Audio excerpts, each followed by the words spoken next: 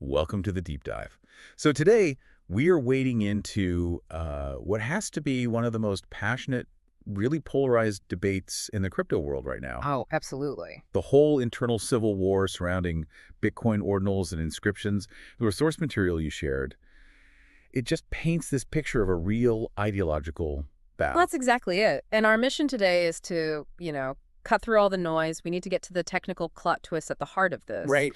We have to understand how these NFT-like assets are suddenly being created on Bitcoin, a system that was, let's be honest, designed just for peer-to-peer cash. And why so many core developers see this whole thing as a fundamental exploit of the network. Precisely. Okay, so let's start with the basics because I think the core concept is actually quite beautiful in a way. What exactly are ordinals? So Ordinals is a protocol. It was officially released in January 2023, and it lets you issue digital assets right on the Bitcoin blockchain.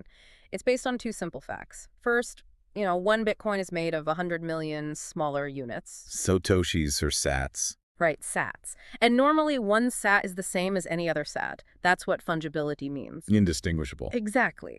But the Ordinals protocol changes that. It gives every single Satoshi a unique serial number. And that number is based on the order it was mined. That's it. That number is the ordinal. Okay. Then the protocol lets you attach extra data, they call it an inscription, to that specific, now identifiable SAT. So the ordinal is the serial number and the inscription is the content, the JPEG, the text file, whatever the digital asset is. It's a very clever way to create unique property on Bitcoin's ledger. It is. And you'll notice promoters often call them Bitcoin artifacts, not Bitcoin NFTs. AFTs. They're trying to distance themselves from, the baggage of NFTs from other chains to say these are native to Bitcoin's base layer. Okay, so that brings us to the central revelation here. How on earth did a system built for digital cash suddenly start supporting digital art and games and all this stuff without a huge protocol chain? Out a hard fork. Yeah. The key insight from the sources is that this entire debate, it all hinges on one kind of subtle, overlooked detail. Correct. The ingenuity, or the exploit, depending on who you ask, is how Ordinals leverages two earlier Bitcoin upgrades, SegWit and Taproot. Taproot, which was activated back in November 2021. And those were designed for efficiency, not for JPEGs. Not at all. So it's like they didn't change the core rules. They just found a loophole in the fine print of the amendments. That is a perfect way to put it. The trick is where they put the inscription data. In a Bitcoin transaction, you have the main data, and then you have the witness section. For signatures and things like that. Right. And Taproot allows that witness portion to store a massive amount of data. And why does using the witness portion matter so much? What's the technical advantage? It's huge. That witness data doesn't go into the main accounting ledger, the UTXO set. So the JPEGs aren't directly clogging up the critical state of the network. But even more importantly, SegWit provides what's called a witness discount. Ah, the discount. That sounds like where the critics really start to get angry. They absolutely do. The witness discount means that inscriptions are charged a much lower fee per byte compared to traditional transaction data. So they get bargain price storage right inside a block. It's the linchpin of the whole controversy, really. And they're using a part of the block that was previously underutilized, right? Taproot wasn't seeing much action before this. Very little. And now they're not just using it, they're getting a massive discount. In terms of capacity, we're talking a lot. How much? A user can store data approaching the 4 megabyte block size limit. And it goes further. They introduced recursive inscriptions. What does that mean? It means an inscription can reference data from a previous one. So you can effectively build things that are bigger than 4 megabytes. You can store entire video games all on-chain. That is just astonishing. I mean, Bitcoin was designed to strictly limit block size to keep things lean. Now we're talking about putting Donkey Kong on the blockchain. It's a complete paradigm shift for what the block space can even hold. So looking at the ecosystem now, what are people actually inscribing? Is it all just memes? It's mostly visuals and text. Early data showed PNG images were about 42% of inscriptions, and text files were around 23%. And they're traded like NFTs on marketplaces. Yep, specialized marketplaces like Magic Eden or Ordinals Wallet that can handle Bitcoin. I get the sense the user experience is still pretty rough, though. It's not just click and buy. Oh, not yet. The technical barrier is high. The software is command line heavy. You're typing in a terminal, not clicking buttons. Right, and you often need a non-pruned Bitcoin Core full node. Plus, and this is crucial, most standard Bitcoin wallets do not support ordinals at all. That sounds dangerous for an average user. It is. You have to be so careful. If you accidentally spend a UTXO, an unspent output, that contains a valuable inscription as part of just a normal payment. You lose the art forever. It's gone. The wallet has to be smart enough to know, do not spend this specific static. And we have to talk about BRC20s. Is this Bitcoin's version of DeFi tokens like Ethereum's ERC20s? The name is, I would say, intentionally chosen to make you think that. It was created by a developer called Domo. But critics say they're not the same. Not at all. They don't rely on smart contracts. BRC20s are really just standardized text inscriptions. What does that mean in practice? It means the protocol is just inscribing text files that say deploy, mint, or transfer in a specific format. Bitcoin doesn't enforce the rules, it just records the text.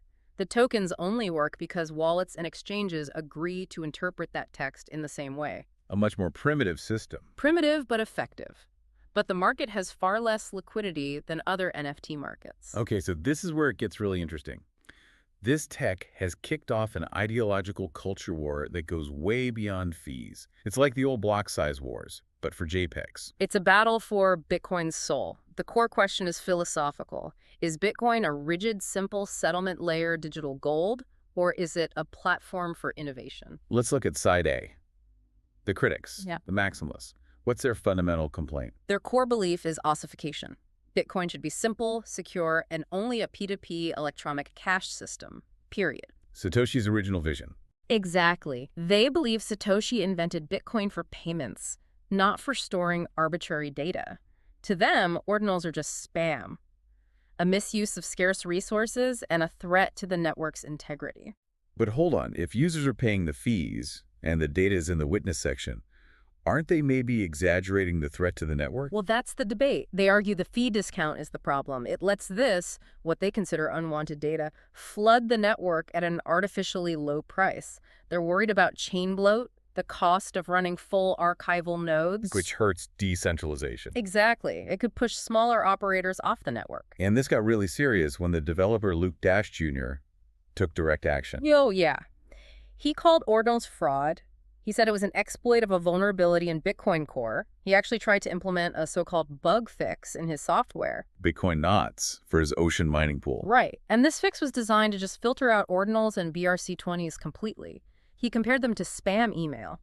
And what happened? He failed. He couldn't get majority consensus. It just proves how resistant Bitcoin's governance is.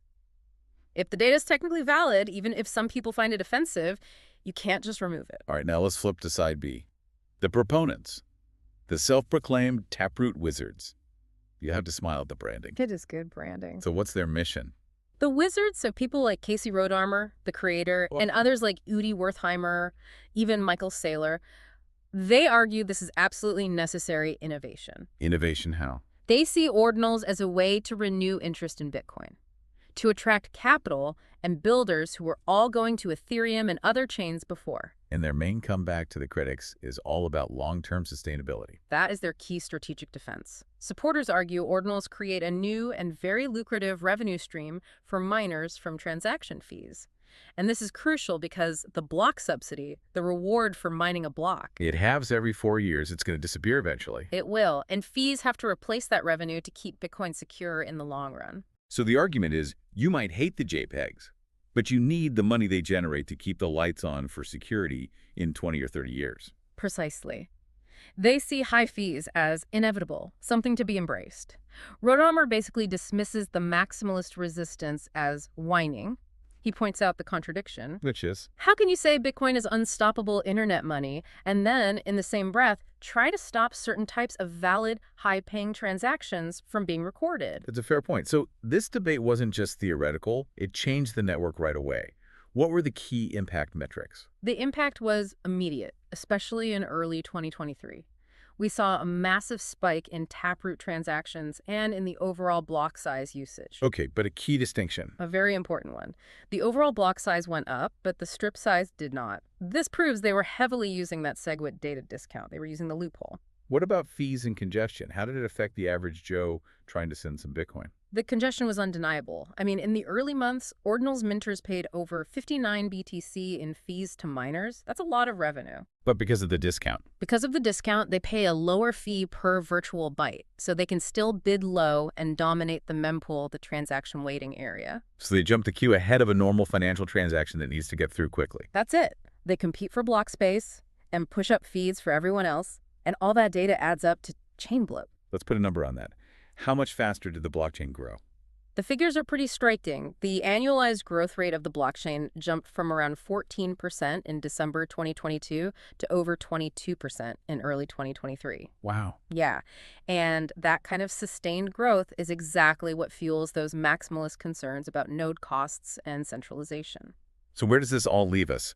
We had a profound change to the network, Mm-hmm. but it was done by cleverly interpreting the existing rules. It has fundamentally challenged this idea of an ossified, unchanging base layer.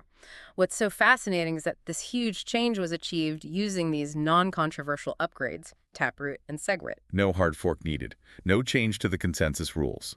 The code didn't change. The use of the code changed completely. It's the ultimate paradox. Innovation achieved not by writing new rules, but by finding creative ways to use the old ones. Exactly. So now, ordinals are either seen as this essential revenue stream that secures Bitcoin's future, or they're parasitic spam exploiting a discount. But both sides have to admit, the tech is here to stay. You can't easily remove it without a consensus that just does not exist. And here is a final provocative thought for you to chew on.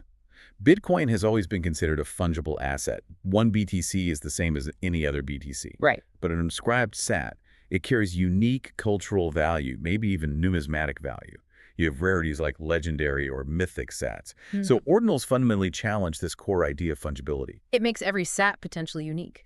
So how would you view Bitcoin's entire market cap if, one day, every single Satoshi held an inscription, making them all unique Bitcoin artifacts instead of interchangeable digital cash? That question, more than any debate over block space, might just define the next generation of the network.